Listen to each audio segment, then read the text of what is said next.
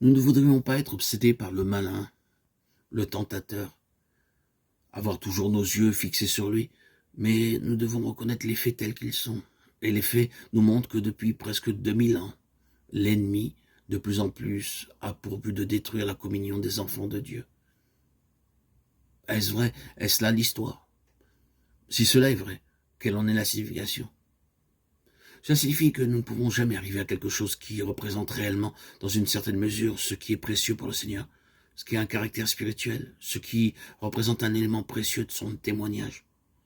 Nous ne pouvons jamais arriver à cela sans voir que le seul objet de la méchanceté et la ruse de Satan sera de le diviser, de le briser, de créer des schismes et des divisions par un moyen ou l'autre, par une vérité ou des mensonges. C'est l'histoire.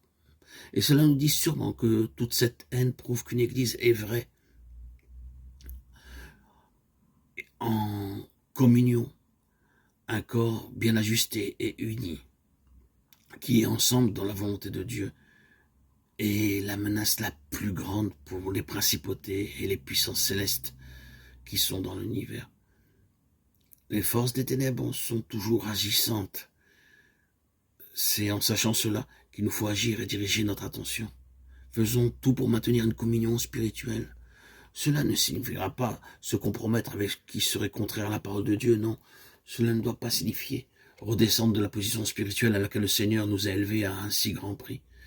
Il nous faut être où était Néhémie lorsqu'il a répondu à ceux qui lui disaient « Viens » et ayons ensemble une entrevue. Néhémie répondit « J'exécute un grand travail et je ne puis descendre. » Néhémie 6, 2, 3. Nous ne devons pas descendre pour discuter des choses qui ne sont pas nécessaires au point de vue spirituel.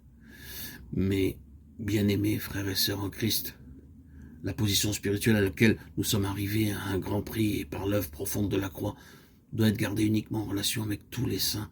Nous ne devons pas la garder sans rester en relation avec tous les saints et nous considérer comme étant supérieurs et séparés des autres. Non, non, ce n'est pas cela. Quelle que puisse être la différence de position spirituelle, quel qu'en soit le degré, la communion avec tous les saints doit être gardée et maintenue autant que possible et recherchée. J'aimerais insister sur cela de plus en plus, comme je le fais pour mon propre cœur auprès de chacun d'entre nous, car lorsque le Seigneur nous donne sa lumière et sa vérité, le but qu'il désire atteindre peut être entravé si le fait que nous l'avons reçu et suivi nous sépare des autres saints. Il l'a donné pour le corps. Si elle est gardée en dehors des autres, le but pour lequel il l'a donné est manqué. Prenons cela très définitivement à cœur. Nous voyons ainsi que la cause du conflit, c'est l'Église, en raison de son céleste appel et de sa vocation céleste.